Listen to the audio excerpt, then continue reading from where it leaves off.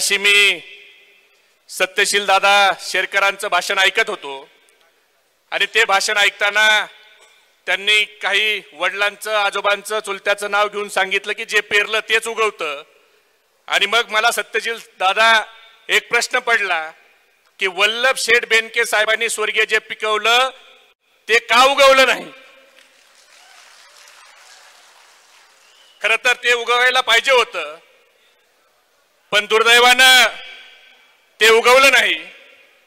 पण जयंत पाटील साहेब, आज ते लोक तुमच्याकडे जे चक्रा घालतायत, पवार साहेबांच्याकडे जे चक्रा घालतायत, त्या लोकांना एवढंच सांगा, विश्वास नावाचा पक्षी एकदा उडाला की तो परत बसत नाही। म्हणून आता जी लोक गेलीत त्या लोकांनी आमच्या सूरज वाजगे असेल, विजय कुराडे असेल, ही लोक मला सातत्याने सांगायची की आम्ही फक्त शरद पवार साहेबांच्या सोबत राहायची भूमिका घेतली म्हणून ह्या लोकांनी आम्हाला किती त्रास दिला। आणि आता लोकसभेच्या नंतर ह्या लोकांना आता परतीचे डोहाळे लागलेत।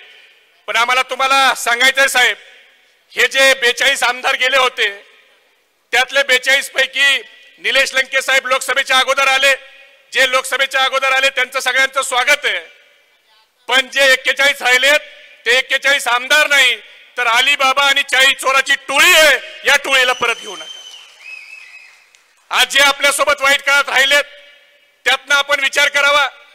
आता एक यात्रा काढली, जन सन्मान यात्रा। अरे ही जन सन्मान यात्रा नाही तर जन अपमान यात्रा आहे। महाराष्ट्राच्या लोकांचा अपमान तुम्ही केलाय, तुम्हाला काय जन सन्मान म्हणायचा अधिकार आहे? तुम्ही महाराष्ट्राच्या लोकांचा अपमान केलाय।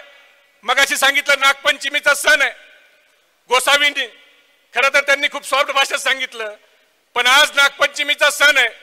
आज सापाला दूध पाजलं जातं, एकच दिवस सापाला दूध पाजायचा असतो, पण पवार साहेबांनी ज्या सापांना 20-20 वर्ष दूध पाजलं त्या सापांनी ज्या वेळेला पवार साहेबाला गरज होती त्यावेळेला पवार साहेबावर फणा काढून पवार साहेबाला डसण्याचं काम केलं।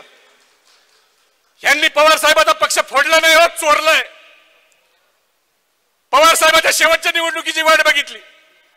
तुम्ही कसली जनसन्मान यात्रा काढताय, जन अपमान तुम्ही केलाय। खऱ्या अर्थानं शिवस्वराज्य यात्रा आता आपण सुरू केली। कोल्हे साहेब, मला एक जणांनी सांगितलं की हे शिवस्वराज्य काय? मी त्याला सांगितलं की हे शिवस्वराज्य प्रत्येक युवकाच्या भविष्याचा विचार करणारं शिवस्वराज्य आहे। स्वतःच्या धर्माच्या बद्दल अभिमान असणारं आणि इतराच्या धर्माच्या बद्दल आदर असणारं शिवस्वराज्य आहे। प्रत्येक गोरगरिबाच्या घरामध्ये चूल कशी पेटल याचा विचार असणारं शिवस्वराज्य आहे। आणि दिल्लीच्या तख्ता समोर स्वाभिमानानं महाराष्ट्राला झुकू न देणारं ते शिवस्वराज्य आहे। आणि ते शिवस्वराज्य मित्रांनो आपल्याला आणायचं। आज आपण खरं तर कोल्हे साहेबांचं मी मनापासून आभार मानतो, अभिनंदन करतो, कारण स्वाभिमानी माणूस कसा असावा तर तो खासदार अमोल कोल्हे साहेबांच्या सारखा असावा। मला आवर्जून या ठिकाणी एक गोष्ट सांगायची आहे की बरेच नेत्यांनी भाषणामध्ये सांगितलं की कोल्हे साहेब निवडणूक लढणार नव्हते। खरंय, कोल्हे साहेबाला या राजकारणाचा एवढा कंटाळा आला होता। अहो, साधा आमदारांनी जर आमदाराच्या कार्यकर्त्यांनी एखाद्या कोल्हे साहेबाची पोस्ट टाकली तरी आमदार त्याला जाऊन त्रास द्यायचे, काम करून द्यायचं तर सोडा। मग अशा सगळ्या परिस्थितीत ज्या वेळेला 5 आमदार होते त्यावेळेला कोल्हे साहेबाला लढायची इच्छा नव्हती। कोल्हे साहेबांनी स्पष्टपणे सांगितलं की मला निवडणूक लढायची नाही। पण ज्या वेळेला सगळे पवार साहेबाला सोडून गेले त्यावेळेला कोल्हे साहेबांनी भूमिका घेतली की मला निवडणूक लढवायची। त्यावेळेला मी कोल्हे साहेबाला विचारलं की साहेब, ज्या वेळेला सगळे सोडून चालले होते, सगळे आपल्या सोबत होते, तुम्हाला निवडणूक सोपी होती, त्यावेळेला तुम्ही निवडणूक लढायची नाही म्हणलात, आणि आज आपल्याला सोडून सगळे चाललेत त्यावेळेला तुम्ही निवडणूक लढवायची म्हणताय। आता निवडणूक कठीण आहे। त्यावेळेला कोल्हे साहेबांनी सांगितलं की निवडणुकीत जय पराजय होईल, पण ज्या वेळेला आपल्या बापाला गरज आहे आधाराची त्यावेळेला आपल्या बापाच्या पाठीमागे उभं राहण्याचं काम हे चांगल्या मुलांनी केलं पाहिजे। आणि म्हणून कोल्हे साहेब त्या ठिकाणी उभा राहिले। कोल्हे साहेबाला म्हणलं गेलं तू कसा निवडून येतो बघतो, पण तुम्ही 72 मतदारांनी त्यांना निवडून दिलं। पण जे कोल्हे साहेबाला म्हणाले तू कसा निवडून येतो, त्या लोकांच्याकडून आमच्या युवकाची ही अपेक्षा होती की तुम्ही म्हणायला पाहिजे होतं की तू माझ्या जिल्ह्यातला वेदांत फॉक्सकॉनचा प्रकल्प कसा गुजरातला घेऊन जातो हे जर तुम्ही म्हणला असता तर आम्हाला अधिक आनंद झाला असता. कारण ज्या वेदांत फॉक्सकॉनचा प्रकल्प गुजरातला गेलाय त्या प्रकल्पाच्या माध्यमातून आपल्या पुण्याच्या तळेगावला 1,58,000 कोटीची गुंतवणूक येणार होती. 2 लाख युवकांना नोकरी मिळणार होती. तो प्रकल्प तुम्ही उचलला, गुजरातला घेऊन गेले. सेफ्रॉनचा प्रकल्प गेला, टाटा एअरबसचा प्रकल्प गेला, पानबुडीचा प्रकल्प गेला, हिऱ्याचा प्रकल्प गेला. अशा 17 प्रकल्प तुम्ही महाराष्ट्रातून गुजरातला नेले. मग हे सगळं जर गुजरातला घेऊन जायचं असेल तर मतं मागायला देखील तुम्ही जनसन्मान यात्रा घेऊन गुजरातलाच त्या ठिकाणी जा. महाराष्ट्रात मतं मागायचा तुम्हाला अधिकार नाही. अरे ज्या पवार साहेबांनी पक्ष स्थापन केला, एक बाजार बुनगा उठतो आणि म्हणतो पक्ष स्थापन केला म्हणजे पक्ष काय शरद पवार साहेबांच्या मालकीचा झाला का? आता उद्या हा बाजार बुनगा याच्या घरी जाऊन याच्या वडिलाला म्हणला की अरे बापा तू पक्ष स्थापन केला, तू मला जन्म दिला म्हणून तू काय माझा बाप झाला का? तर नवल वाटू देऊ नका. कारण आता ही सगळी बाप बदलणाऱ्याची टोळी आहे. ह्या टोळीला भारतीताई आता बहीण आठवायला लागली. याचं कारण आहे ह्यांना बहिणीचं महत्वच माहित नव्हतं.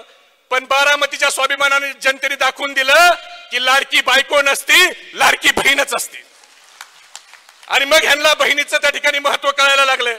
म्हणून मित्रांनो, वक्ते भरपूर आहेत, बोलण्यासारखं खूप आहे. पण आपण सगळ्यांनी या ठिकाणी या महाराष्ट्रामध्ये 2024ला आपल्याला शिवस्वराज्य आणायचंय. छत्रपती शिवाजी महाराजांच्या विचाराचं राज्य आणायचंय. 18 पगड जातीला घेऊन जाणारं त्या ठिकाणी सोबत घेऊन जाणारं राज्य आणायचंय. त्यासाठी पवार साहेबांच्या पाठीशी आपल्याला उभा राहायचंय. जयंत पाटील साहेबांच्या पाठीशी आपल्याला उभा राहायचंय. आणि या राज्यातलं हे गद्दार सरकार हे उलथून टाकायचंय. ही गद्दारी करणारी अवलाद ही महाराष्ट्रातून हद्दपार करायची आहे. एवढेच मी या ठिकाणी आपल्याला विनंती करतो. करणार का सगळे गद्दार याला तडीपार? शिवनेरीचा आवाज आहे, छत्रपती शिवाजी महाराजांच्या जन्मभूमीतला आवाज आहे.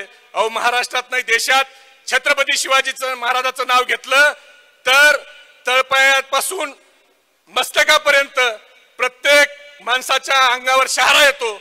आणि इथं एवढा कमी आवाज करायची का गद्दारी तडीपार? मग मी घोषणा देतो, हात वर करून घोषणा द्या. ज्याचा हात आपल्या शेजाऱ्याकडे लक्ष ठेवा, ज्याचा हात खाली आहे समजून घ्या विरोधी पार्टीचा आहे. आपलं काय चाललंय ऐकायला आलाय.